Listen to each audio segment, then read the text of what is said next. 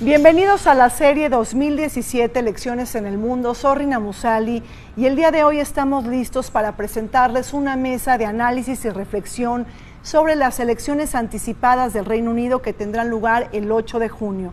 Una jornada que no se puede despegar del Brexit o bien de la decisión que tomaron los británicos de salirse de la Unión Europea. El día de hoy nos acompaña la maestra Palmira Tapia Palacios. Ella es consejera electoral del Instituto Electoral del Estado de México. Palmira, gracias por estar con nosotros. Gracias a ti. También está con nosotros el doctor Alejandro Chanona, académico de la Facultad de Ciencias Políticas y Sociales de la UNAM y un experto en temas europeos. Alejandro. Trina, gracias por la invitación. De igual manera está con nosotros el doctor Juan Carlos Velázquez Elizarraz, académico de la Facultad de Ciencias Políticas y Sociales de la UNAM y un experto en sistemas políticos comparados. Juan Carlos. Muchas gracias por la invitación.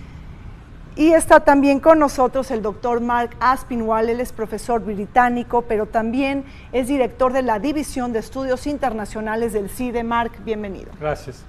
Muchísimas gracias por su presencia. Después de casi medio siglo de relaciones tirantes entre el Reino Unido y la Unión Europea, este primero ha decidido abandonar el bloque geopolítico y económico más importante del siglo XX. En este contexto, la primera ministra Theresa May decidió convocar a elecciones anticipadas en el Reino Unido, la primera ministra que sucedió a David Cameron después de su renuncia. Y es que la consigna es clara: conquistar respaldo popular, mayor credibilidad y sobre todo liderazgo para iniciar las negociaciones con la Unión Europea que se anticipan llenas de descalabros, dolores de cabeza y grietas. Por otro lado, el objetivo de Theresa May es aprovechar su alto índice de popularidad, al igual que las encuestas favorecen al Partido Conservador, para ampliar su mayoría en el Congreso, cuando precisamente también el Partido Laborista está atravesando una crisis y asimismo el gran liderazgo de Jeremy Corbyn, que ha sido cuestionado. Palmira, esta es una elección sorpresa, es una elección anticipada que no se estaba esperando, pero que puede atender a una lógica pragmática y racional, tomando en cuenta en que todavía la primera ministra Theresa May está arriba de las encuestas, es decir, su idea es reafirmar su mandato y conquistar legitimidad a través del voto electoral para iniciar con una posición de fuerza las negociaciones del Brexit, negociaciones que se anticipan muy complejas y sumamente tensas. Así es, Rina. Theresa May está haciendo un cálculo estratégico, racional, aprovechando el buen momento por el que pasa, su propio liderazgo. Es una de las líderes con más porcentajes de popularidad, aprobación, incluso más allá de Margaret Thatcher en algunos momentos. Entonces me parece que está haciendo un cálculo muy racional de ver qué tanto apoyo podría tener en las urnas el Partido Conservador. Hace poco menos de 2 meses, cuando hizo el anuncio de elecciones anticipadas, el Partido Conservador estaba a poco más de 20 puntos arriba del Partido Laborista. Entonces, bueno, estaba en un buen momento. En segundo lugar, quiere llegar fortalecida. Recordemos que Theresa no pasó por las urnas, es un liderazgo que se va a fortalecer con este apoyo popular. Y también lo cierto es que desea desligarse de Cameron. Puede, con estas elecciones podría despegarse de promesas que hubiera hecho Cameron y llegar a Brexit quizá también con una mayoría más fortalecida en el Parlamento. Claro. En fin, es un cálculo racional y me parece que muy inteligente por parte de ella. No, y por otro lado tenemos que, Theresa May puede sacar tajada política en un momento en donde se vive una crisis, ¿no?, del Partido Laborista, este liderazgo en manos de Jeremy Corbyn. Alejandro. Yo creo que, siguiendo la línea de planteamiento de Palmira, Las cosas no se le están poniendo muy bien a Theresa May. Quisiera ser más crítico, lo digo por lo siguiente. Cuando ella se da cuenta que puede llamar a una snap election, a una elección anticipada, efectivamente traía más de 20 puntos por encima del laborismo. Después en la ruta sabían que iban a tener un gran éxito en los 88 consejos municipales que entraban en elección, de los demás de 400, logran arrasar, ganan entre otros Birmingham, aunque los laboristas medio se mantienen en las zonas metropolitanas de Manchester y Liverpool, de todos modos los logran por un lado arrinconar y también le meten el efecto popote y todo lo que era del UKIP, del Partido de la Independencia del Reino Unido, lo capitalizan ellos. Hasta ahí va bien. Sin embargo, empieza a cometer errores de plataforma electoral que hay que anotar, que me parece son, a pesar de la debilidad del laborismo, errores que le están restando ya votos. Es decir, ha pasado de 22%, ahora van en 9 puntos arriba. ¿Y cuáles fueron los errores? Bueno, los errores fueron, uno, prometió aumentar los impuestos y incluso lanzó un llamado impuesto de la demencia para tratar de cobrarle a la gente con discapacidad de la tercera edad sus tratamientos. Eso le causó, tuvo que rectificar. Luego prometió que iba a publicar los nombres de los inmigrantes a partir de una demanda a los empresarios y se echó para atrás y reculó. Prometió que no iba a adelantar las elecciones y las adelantó. Y prometió también que no se iba a salir de la Unión Europea y ahora es la gran promotora del Brexit. Es decir, su discurso contradictorio le puede generar, no necesariamente perder, pero sí cerrar la brecha entre el laborismo y ellos y desde luego no construir la mayoría que ella esperaba con la promesa de que ella era el símbolo de la estabilidad y la fuerza versus el caos que podría generar el Partido Laborista. Y en esa lógica, el riesgo es que el próximo 8 de junio el resultado le permita no haber construido esa mayoría y llegar inclusive más débil de lo que arrancó en su propuesta. ¿Estás de acuerdo con esta apuesta arriesgada de Theresa May, Juan Carlos? Sí, es una apuesta anticipada, pero creo que si algo nos muestra la historia política no solo de Reino Unido, sino en el mundo, en los temas políticos actuales, es que no se pueden dar por ganadas de manera anticipada unas elecciones.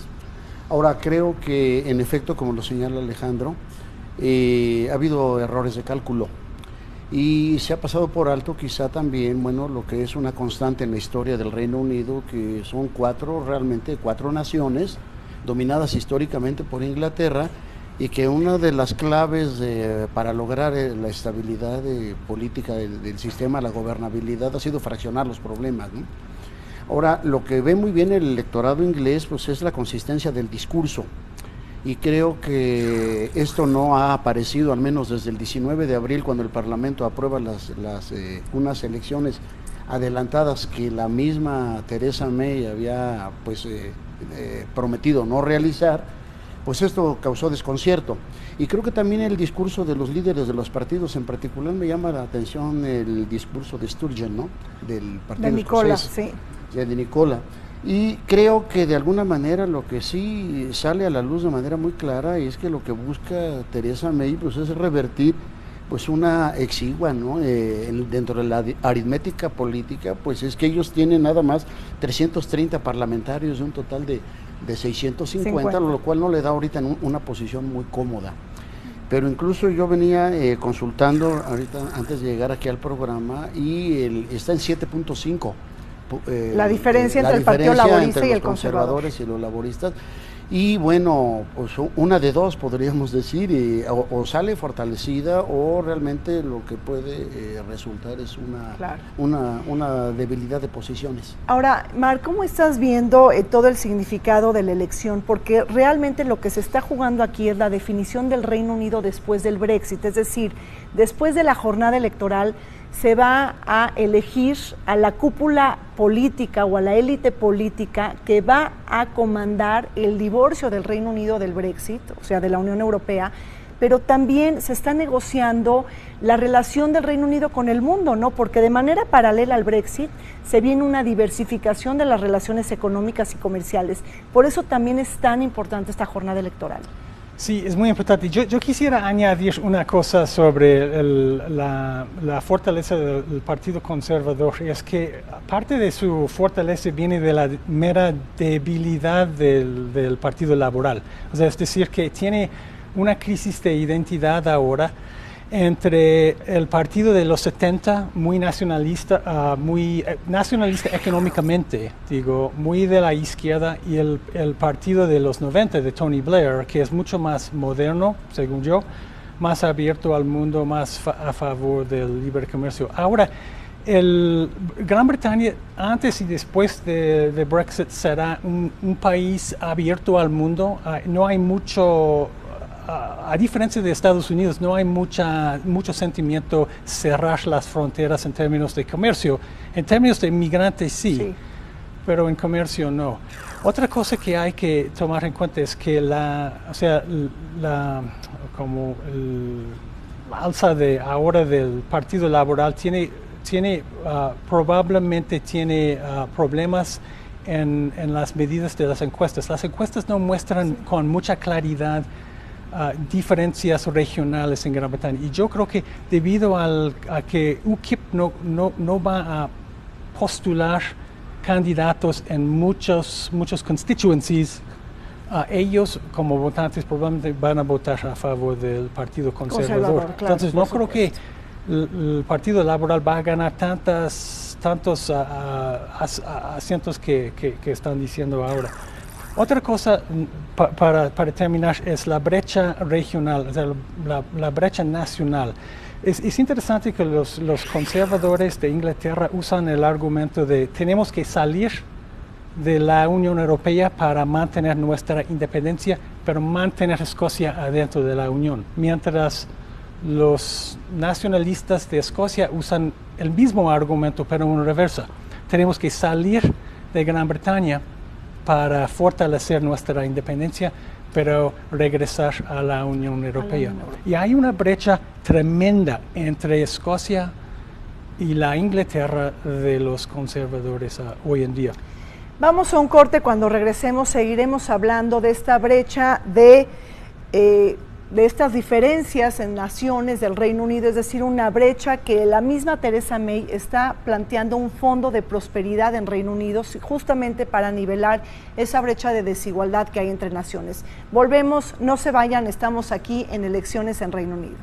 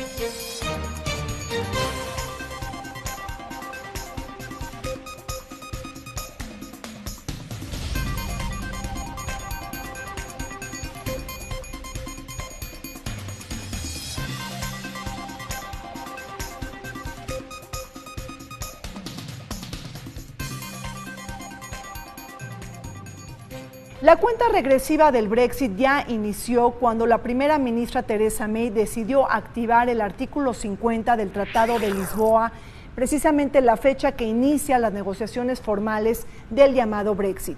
Una afrenta para Nicola Sturgeon, quien encabeza el Partido Nacionalista Escocés y quien busca convocar a un segundo referéndum en la primavera del 2018 para evaluar la posibilidad de que Escocia se independice del Reino Unido.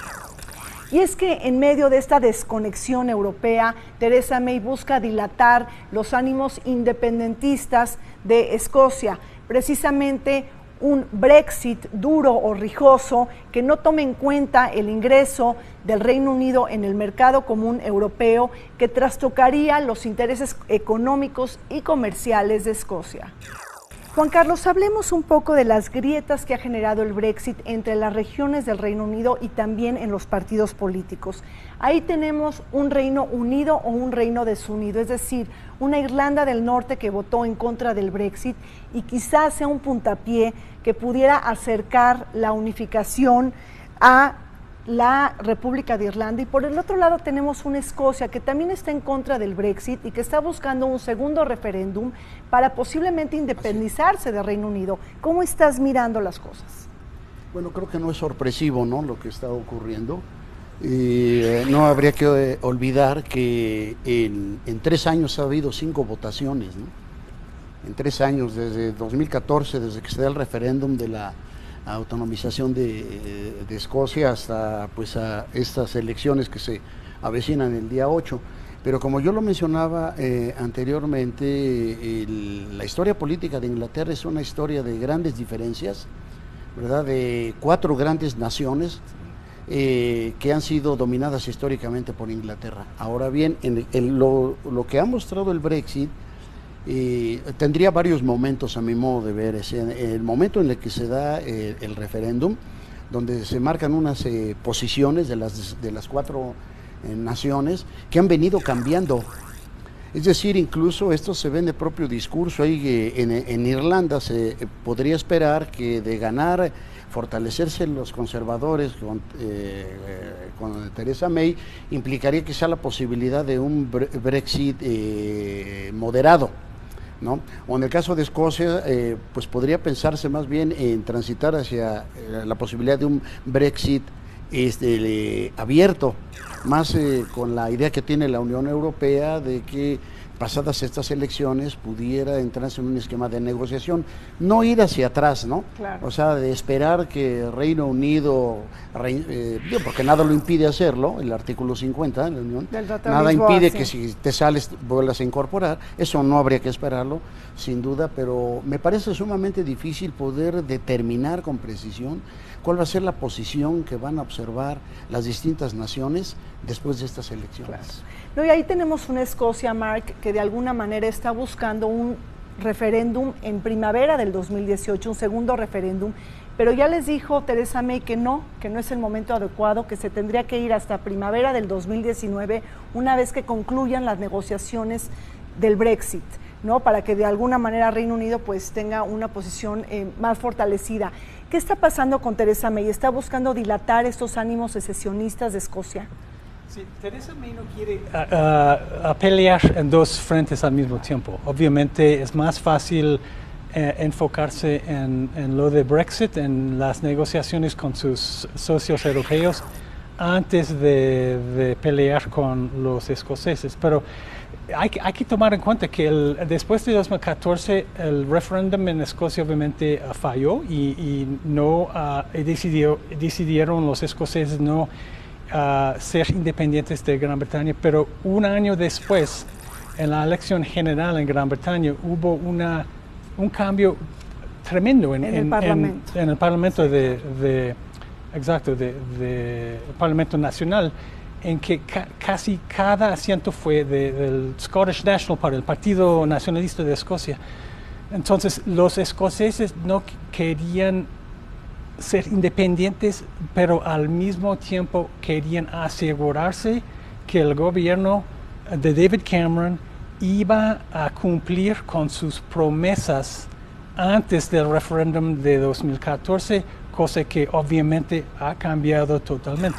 Ahora en 2016 lo de Brexit, si los escoceses hubieran sabido antes de su referéndum en 2014 qué iba a pasar en 2016 con Brexit, cómo hubieran votado, no sabemos, pero es muy posible que hubieran votado a favor de independencia. Y ahí también está jugando Gales e Inglaterra, Alejandro. Sí, Gales lo mantiene todavía el Partido Laborista. Sí. Pierden en Escocia Glasgow. Desde los 80 tenían control, y te habla de una recomposición donde los nacionalismos van a tener un valor estratégico. Ahora, yo lo quisiera contrastar con qué piensa la Unión Europea frente a esto. Sí. 1, ¿están preparados para aceptar a Irlanda si se reunifica? 2, ¿están preparados para una Escocia que se pueda emancipar, porque además es un tema legal del marco, digamos, constitucional británico, es decir, hasta dónde los va a frenar cuando, ojo, si el resultado del 8 de junio genera, yo diría, una especie de triunfo total de las 59 circunscripciones electorales de los asientos escoceses en el Parlamento, va a tener una fuerza Nicola Sturgeon impresionante. Entonces, en esa lógica, yo creo que vamos a ver jugando varios factores, pero un último y bien importante. Las regiones están cruzadas por una histórica división de clases sociales. Pero esa frontera se acabó y lo que hizo Theresa May fue mandarle un mensaje supuestamente a la clase media-baja, le falló, y ahora lo que realmente está dividiendo a toda la Gran Bretaña en su electorado de aquí al 8 es el tema de las edades, las generaciones. Pegarle a los adultos mayores, no convencer a los jóvenes, puede darnos un escenario inédito, cuando ahorita la diferencia ya está de un dígito, entre 7 y 9%. Claro. Entonces yo diría, preparémonos a ver algo interesante, y Bruselas ya le ha dicho a Theresa May que como quede van a pagar por lo menos 100.000 millones de euros, sí, el costo de la salida, sí, y además, una multa, ¿no? Y además la lógica es, tú pierdes más que lo que nosotros perdemos. Sí, bueno, ahí la idea es encarecer la salida del Reino Unido de la Unión Europea para evitar una desbandada, ¿no?, por parte de Bruselas. Perdón, nada más. Sí, claro. Quisiera agregar respecto a lo que acaba de señalar Alejandro, que no habría que olvidar que si pudiéramos ubicar las 10 razones que predominaron en el referéndum, el referéndum de la salida o el Brexit, han cambiado. Los mismos argumentos ya no son ya no son idénticos, ¿no? Claro. Porque yo recuerdo muy bien varias publicaciones, Economist, Guardian, distintos medios de comunicación, ubicaban 8 o 10 razonamientos que prevalecieron en el ánimo de las personas, claro, ¿verdad? Y esto ha cambiado tanto con base en la región, la nación, y en la visión, en el imaginario. Theresa May se coloca arriba en las encuestas. El Partido Conservador, que busca aprovecharse de la oposición dividida, fragmentada y con escasas posibilidades de conformar una alianza entre el Partido Laborista, el Partido Nacional Escocés y otros partidos regionales y más pequeños para encumbrar el posicionamiento en el Parlamento. Aun cuando el UKIP, que es el Partido por la Independencia del Reino Unido, tuvo un rol estelar para materializar el Brexit, Nigel Farage no se presenta a las elecciones del 8 de junio. Este partido eurófobo, que está viviendo horas bajas con los resultados deplorables de las elecciones municipales del pasado 4 de mayo, en donde solamente logró conservar un escaño municipal. Pero en términos de partidos políticos del Reino Unido, ¿cómo ha venido a pegarle esto, por ejemplo, al Partido Laborista, ¿no? Un Partido Laborista, Palmira, que tenemos, que está liderado por Jeremy Corbyn, que es un liderazgo que se está cuestionando, que ha tenido una posición ambigua frente al Brexit. ¿Cómo estás viendo ahí la jugada del Partido Laborista en estas elecciones? Sí, decía yo que Theresa May, en su cálculo para llamar a elecciones anticipadas, pues observó al competidor, claro, inmediato, que son los laboristas, y con el liderazgo a cargo de Jeremy Corbyn, pues lo que está viendo es más bien un liderazgo débil que no le da para ser primer ministro, ¿no? Evidentemente este partido pues está transitando por una crisis, ¿no? En las elecciones de 2015 perdió asientos valiosos, perdió Escocia, el Partido Nacionalista Escocés ganó fuerza ahí, mucha fuerza, ganó esos asientos, y más bien lo que estamos viendo pues es un partido laborista que las encuestas nos dicen que podría dar una sorpresa. Desde luego nada está seguro en las elecciones. Si una elección nos deja Brexit, es que no hay nada seguro, aun cuando las encuestas señalen lo contrario. Y me parece que, hablando de Brexit, que tú lo mencionabas muy bien al principio del programa, estas elecciones necesariamente están ligadas a Brexit. Es el marco general, ¿no? Es la perspectiva con la que debemos mirar estas elecciones. Y sorprendentemente solamente un partido está llamando para un segundo referéndum, que sería los liberal demócratas. Sí, es ¿no? Los interesante. que comandaron, bueno, Nick Clegg, ¿no? Que bueno, Sí. pero ahora que está Timothy James Farron, ¿no? Es el nuevo liderazgo, ¿no? Del liberal demócrata. Déjame agregar algo importante, porque estamos, a ver, en mi opinión, yo siento que viene decreciendo el conservadurismo. O sea, Theresa May, no olviden que jala la agenda. A ver, ¿quién es su secretario de Relaciones Exteriores?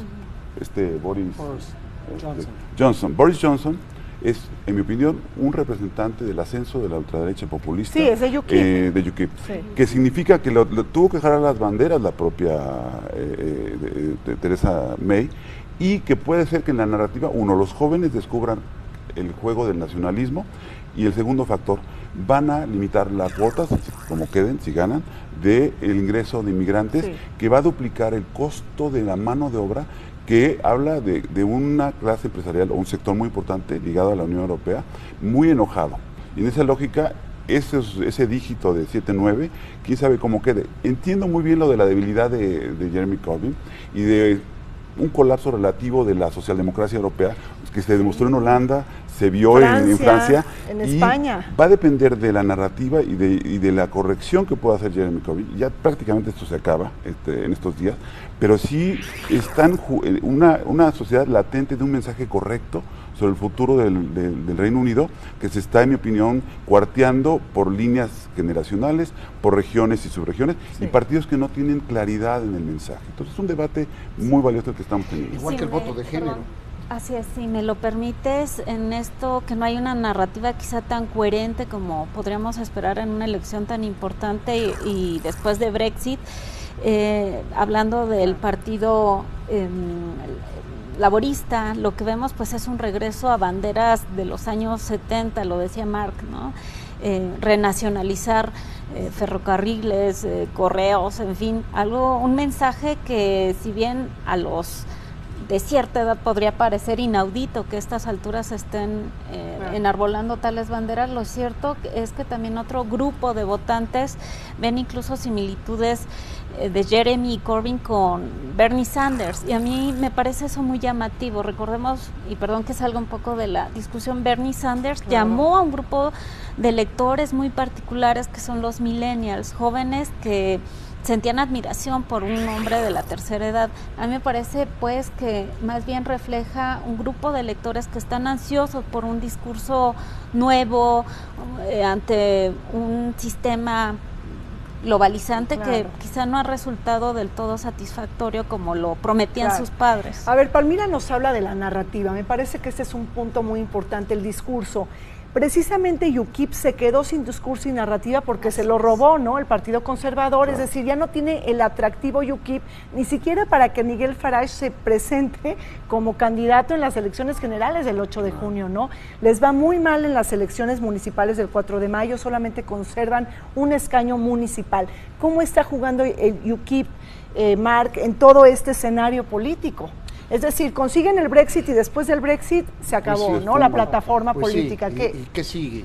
¿Y qué sigue, ¿no? Y es que es un partido con un objetivo. Claro. Y ya lo cumple y entonces aparece. Cumplió con su objetivo y ya no tiene razón ni propósito existir. O sea, va a postular 300, candidatos en 300 constituencies, y a ver qué pasa, pero no veo la razón. O sea, claro, hay una cantidad grande de votantes UKIP que votaron a favor de independencia en el referéndum, que ya están buscando candidatos, sino muy posiblemente no van a votar, siquiera si hay un candidato de UKIP, no van a votar a favor de UKIP porque están viendo más allá, están tomando en cuenta cosas como ataques terroristas, ataque en Manchester, quieren un partido más formado históricamente y probablemente van a votar a favor de los conservadores. Por eso también, y por errores en medidas en las encuestas, yo creo que en el norte de Inglaterra va a ser más conservador que hemos visto en el pasado. Y es muy posible con el problema de la identidad del Partido Laboral que va a perder asientos, no ganar. Si han visto su manifiesto, su plataforma, casi no menciona Brexit, o sea, es totalmente enfocado en la economía doméstica, en cambios de renacionalizar ferrocarril y otras empresas y redistribuir ganancias, Sí. poner más impuestos y todo eso, que no suelen ser mensajes que les gustan los votantes de Gran Bretaña. Claro. A ver, Juan Carlos. Sí, y en este sentido de la narrativa, yo percibiría algunos aspectos importantes. Uno, que hay un amplio sector de indecisos. Ok, De indecisos muy que importante. no aparecieron en estos últimos meses. Ahora, estos indecisos, como parte de las personas que votaron en favor del Brexit en Reino Unido, hoy se manifiestan por como ver una nueva oportunidad de suavizar los términos de la salida de Reino Unido de la Unión Europea. Otro, creo que la narrativa se ha cargado demasiado hacia el discurso político más que al económico. Sí. Sí, creo que ahí hay un problema que habría que ver. Ahora, yo creo que un poco curándose en salud, la primera ministra ha acusado por parejo a todos los demás partidos de falta de seriedad y de falta de lealtad. Es decir, incluso se ha ido contra los lores, ¿no? Es decir, acusándolos de que les falta seriedad. ¿Por qué? Porque lo que se requiere es precisamente, ¿verdad?, tener ahorita el capital político suficiente, el apoyo para enfrentar el Brexit, ¿no? Pero ¿cuál va a ser la posición que van a mantener los conservadores después de las elecciones del día 8? Es lo que no queda claro, insisto, ¿no? Porque como ha dado un giro de 180 grados en su discurso inicial, la propia Premier, pues no se sabe realmente si se va a inclinar hacia una línea dura, moderada, o de franca apertura hacia Bruselas. Bueno, y hablando de estas negociaciones del Brexit, Alejandro, tenemos ahí que gane Emmanuel Macron en Francia, ¿no? Y esto es muy importante porque también es un mensaje para el Reino Unido. Si hubiera ganado Marine Le Pen, pues las negociaciones sería otra historia, ¿no? O sea, se hubieran abaratado, por así decirlo, las negociaciones. Emmanuel Macron va a hacer un eje, ¿no?, el franco-alemán, junto con la canciller Angela Merkel, y siendo proeuropeísta van a elevar, ¿no?, el precio de las negociaciones con Reino Unido. ¿Cómo estás viendo un Brexit moderado, rijoso, duro? ¿Cómo estás viendo lo que dice aquí Juan Carlos? Es muy claro que Bruselas quiere demostrar que el perdedor de la negociación es Reino Unido.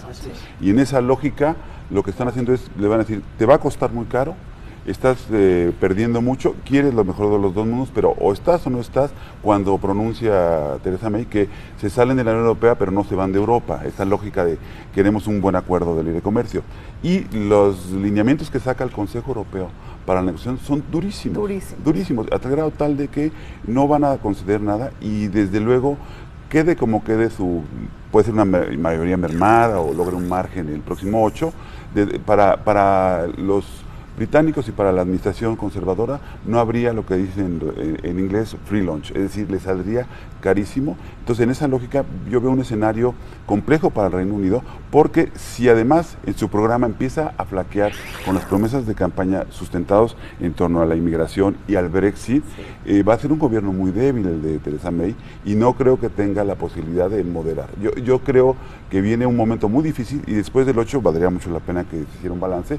Si la elección no sale como ella quiere y no logra esa mayoría para decir que es la más fuerte y la más capaz, esto va a repercutir. De hecho, lanzó un discurso muy agresivo diciendo Bruselas está entrometiéndose en las elecciones internas de nuestro país, manifestando que va a salir muy caro, que nosotros tenemos malas condiciones, y en esa lógica yo creo que hoy por hoy, y tú lo dijiste muy atinadamente, Bruselas y sobre todo Merkel y ahora con la alianza con Macron le van a decir te va a salir muy caro, y espero que a nadie se le ocurra seguir el camino del Brexit. Sí, se van a marcar un ejemplo. Mar, ¿cómo estás viendo esto? ¿Cómo lo estás pulsando?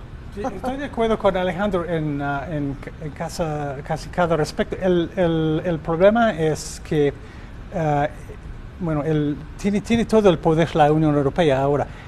Hay una postura, una perspectiva de Gran Bretaña que se puede ir de una forma muy fácil. Es decir, que no vamos a estar adentro de un sistema de libre comercio.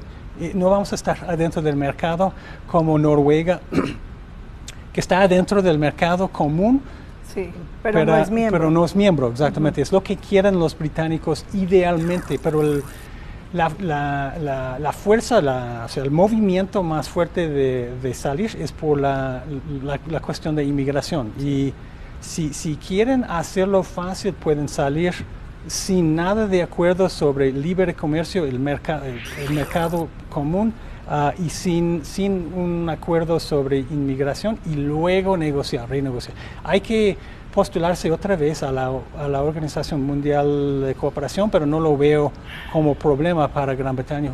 Y el comercio sería bajo las reglas de la OMC. Claro. Por un rato y luego tratar de negociar. Eso sería la forma más fácil, aunque muy brutal, es el cambio. Sí, claro. Y luego negociar sobre el costo de Brexit, que sí puede ser muy alto, pero si Gran Bretaña acepta no estar adentro del mercado común, tiene de repente más palanca, más poder sobre el costo de Brexit. Sí, puede ser. Claro, y de hecho hay un peligro ya latente que muchas firmas y inclusive agencias financieras o bancos se muevan desde la City claro, va a dejar de ser, ¿no? La locomotora financiera, esto ¿no? habla o a Ámsterdam, o a futuro, París. Claro, y este es un futuro al que May le está apostando mal, porque cree que pueda tener las mismas condiciones que tenía siendo miembro y no siendo miembro. Claro, creo que hay razón lo que se está señalando. Es importante, el referéndum no especificó la salida del mercado. O sea, creo que hay que tenerlo muy en cuenta, ¿no? Claro. Son dos cosas distintas, la unión al mercado, ¿no? Y el referéndum no especifica la situación del mercado. Ahora, respecto a cuál es la posición oficial, en el caso por las declaraciones de Donald Tusk, el vocero de la Unión, ha manifestado claramente, nosotros no hemos metido las manos en el proceso electoral, en ningún sentido. Segundo, ese es un problema que tienen que definir los distintos partidos políticos y la lectura que haga cada partido respecto del otro. Y al parecer los conservadores no están leyendo correctamente a sus opositores. Tercero, ha dicho, los planes, para nada las elecciones en Reino Unido cambian los planes de los 27. Es decir, nosotros vamos a seguir porque el proceso ya se inició, ¿no? Y la otra situación es que sí hay un cambio, cómo están percibiendo los grandes empresarios, los dueños de los medios de producción, las grandes empresas, el cambio en el discurso. Digo, esta idea de la nacionalización, esta idea probable de cambiar las reglas, pues creo que no lo están viendo igual que a todos. Hay varios temas que se apuntan en el debate electoral: migración, economía, Brexit. Sobre todo el tema del Brexit, la Unión Europea busca elevar el costo de la salida del Reino Unido para evitar una desbandada de socios europeos. Por otro lado, hay que tomar en cuenta que los ingredientes más difíciles de la negociación con el Brexit están en la incertidumbre manejada por la política comercial, los aranceles, el tránsito de personas, pero también el costo de la salida que tendrá que pagar el Reino Unido de la Unión Europea. Además, la cuestión de la economía es importante también en estas elecciones. Tenemos signos de debilitamiento de la economía británica, precisamente algo que contrasta con la buena salud que tuvieron en los meses posteriores al Brexit. En este 2017 se habla o se advierte que hubo un crecimiento económico del 0.3% para el primer trimestre de este año. Y en este juego de percepciones también está el tema que pone Mark en la mesa, que es el tema de la migración. El tema de la migración está jugando en estas elecciones de manera importante. ¿Cómo estás ahí percibiendo, Palmira, este juego, este debate electoral basado también en la migración, en la economía, en el Brexit, ¿no? Claro. Y bueno, y todo esto enmarcado, ¿no?, en los ataques terroristas a Manchester, ¿no?, prácticamente 10 días antes de la elección, y en donde también Reino Unido sufrió de otro ataque terrorista fuera del Parlamento. Hasta la falla del sistema de British Airways. Además. Sí, sin duda el Brexit, pues lo que hay detrás es un triunfo del discurso nacionalista, ¿no?, que está resurgiendo con mucha fuerza en varios puntos del planeta. Sin embargo, también me parece que aquí lo importante a destacar es que en migración, bueno, los planteamientos que han mostrado Labours y conservadores son distintos, son diferentes, mientras que el conservadurismo apuesta por un dato duro de bajar a cientos la migración neta, los Labours dicen, no, aquí vámonos por decisiones racionales, por acciones justas, pero sin fijar una tasa. Entonces me parece que el tema de la migración, sobre todo para, por ejemplo, no sé, parejas de inmigrantes o que están sufriendo ya este tema con una tasa que por ahí Theresa May les impuso para que, por ejemplo, puedan traer a su esposa o su esposo, ¿no?, al Reino Unido, pues es algo que está sufriendo ya la gente. No obstante, me parece, y esto según las encuestas, el evento que pasó en Manchester parecería no haber impactado la matemática electoral tanto como se esperaba. Es interesante. ¿Por qué no fue así? ¿Puedo agregar algo al respecto? Sí, claro. Aquí hay una cosa muy interesante. Por un lado, el discurso de Theresa May es: los inmigrantes vienen a ocupar las plazas de los británicos, son casi como polizones, como dicen, de free rider del sistema de salud, y desde luego es desordenado y es caótico. Entonces lo que dice May es: vamos a controlar el ingreso, pero eso tiene un costo altísimo para los trabajadores que apoyan a las empresas británicas con mano de obra barata, hay que reconocerlo, aunque el costo por hora es muy superior a nuestros países, no deja de ser más barato. Y segundo, el caso del ataque terrorista.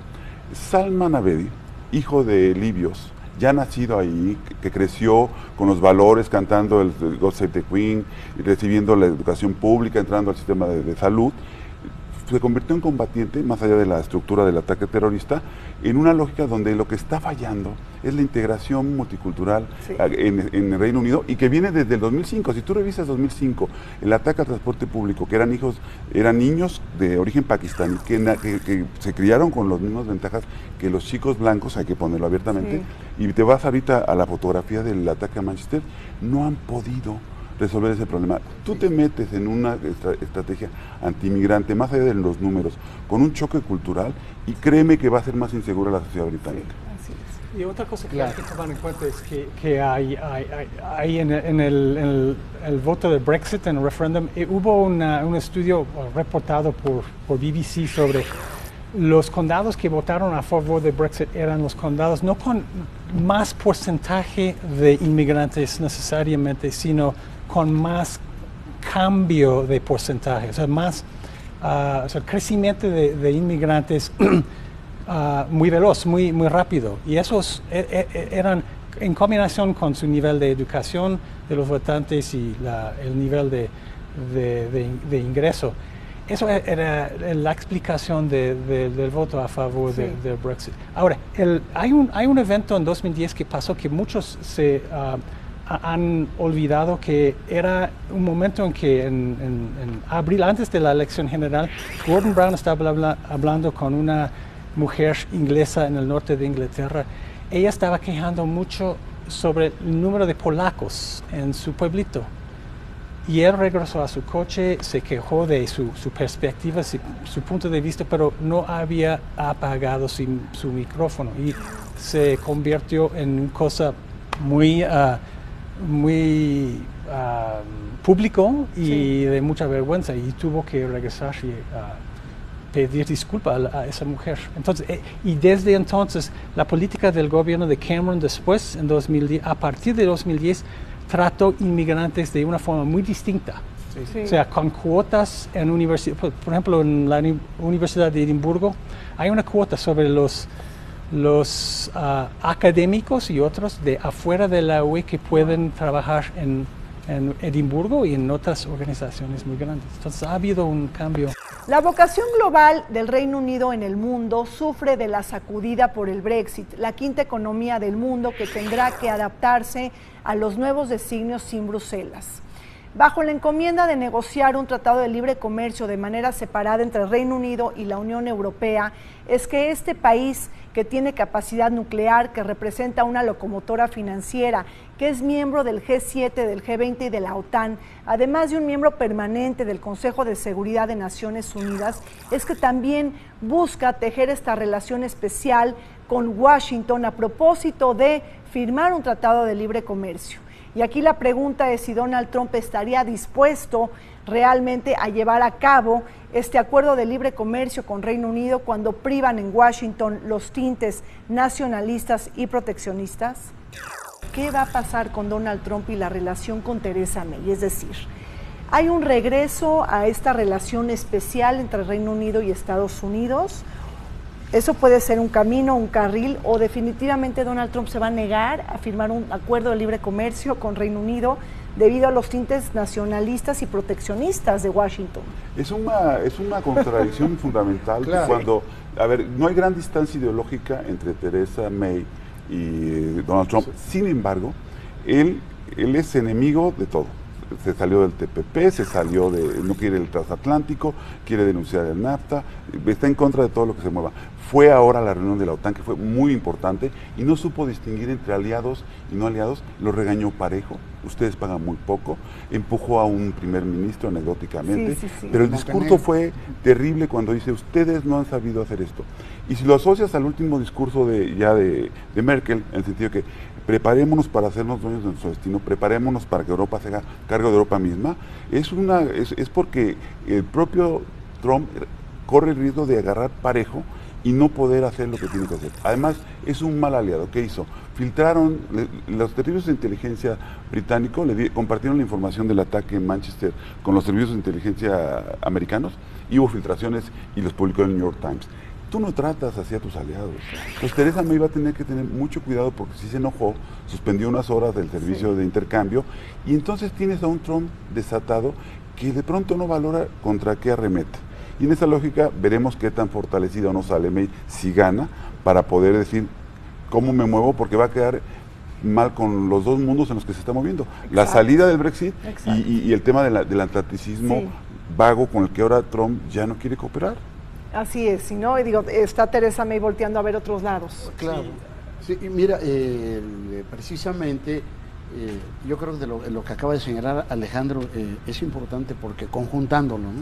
Es decir, cómo ha cambiado el discurso de los partidos. Es decir, los partidos apuntan a que se requiere mayor claridad en una política multicultural, un tratamiento preciso sobre las cuestiones migratorias.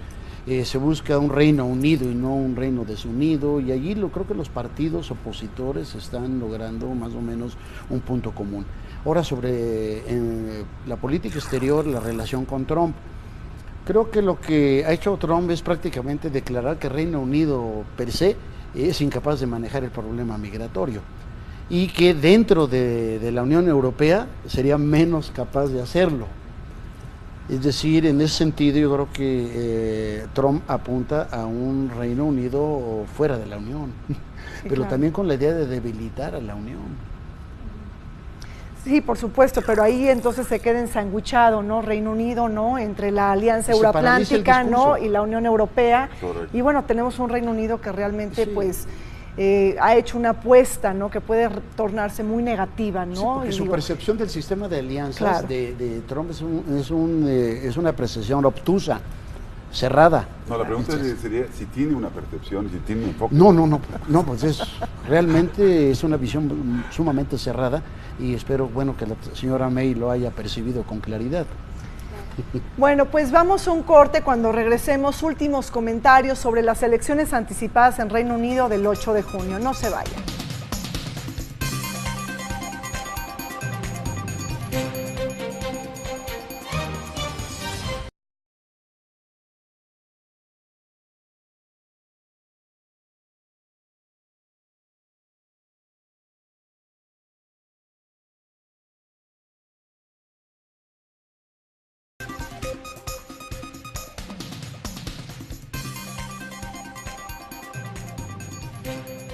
Estamos de regreso en esta serie 2017 Elecciones en el Mundo, comentando sobre las elecciones en Reino Unido.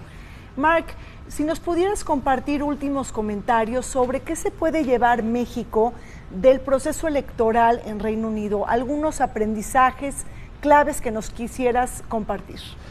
Bueno, son sistemas políticos muy distintos. El Parlamento, o sea, el gobierno, el ejecutivo de Gran Bretaña viene directamente del Parlamento. Es un sistema en que no hay división estricta entre el Ejecutivo y el Parlamento, como aquí en México sí hay. Otra cosa que hay que tomar en cuenta es que los candidatos, los políticos, no suelen cambiar partido político para aprovechar de diferentes niveles de votación.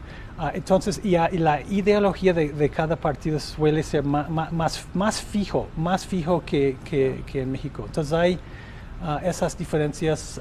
No suelen haber coaliciones entre diferentes partidos. Sí hubo a partir del 2010 por 5 años, pero es muy raro. Entonces cada partido forma su posición ideológica antes de las elecciones y es más raro que hay cambios o hay coaliciones o hay tratamientos con otros partidos o deals como para que alguien no se postule para favorecer a otro candidato. Yo creo que habría grandes diferencias, como lo acaba de señalar el profesor. Son sistemas completamente distintos, ¿no?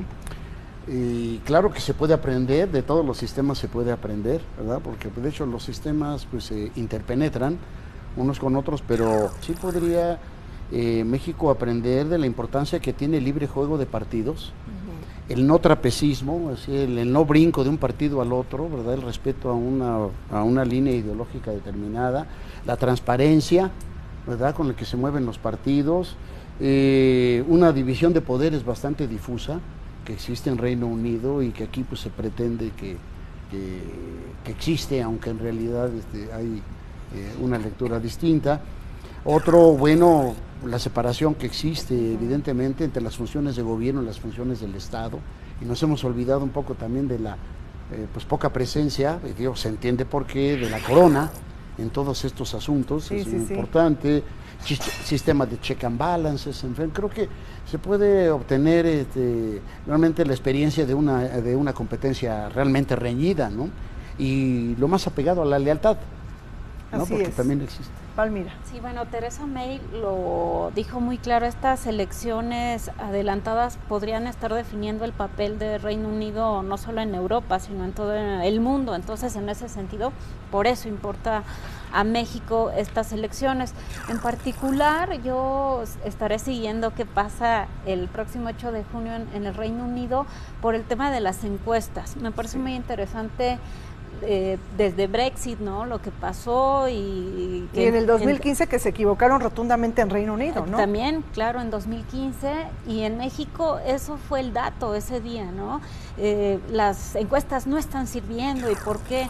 Me parece que es un fenómeno no solo en Reino Unido, sino en diversas democracias, que tanto los electores, incluso en un país, como decía Marc, donde las identidades partidistas parecen no estar siendo bien captadas por las encuestas, ¿qué está pasando? Si hay electores quizá más volátiles en sus preferencias, a mí me parece que esa lectura será muy interesante. ¿No? Así es, y en México, con elecciones tan importantes este año, yo pondré atención en ese dato. Y hay que recordar lo que pasó en 2015 en Reino Unido, digo, para la gente que nos acompaña en el canal del Congreso, las encuestas hablaban de un hung parliament o de un parlamento disfuncional, en donde se hablaba de un empate técnico entre el Partido Conservador y el Partido Laborista, y nada de esto sucedió. Por el contrario, David Cameron se religió prácticamente con mayoría parlamentaria, ¿no? Y esto también logró, como había nerviosismo antes de las elecciones, logró pactar con el UKIP, ¿no? Y se afianzó el tema de presentar el referéndum sobre el Brexit, ¿no? Entonces, de alguna manera las encuestas,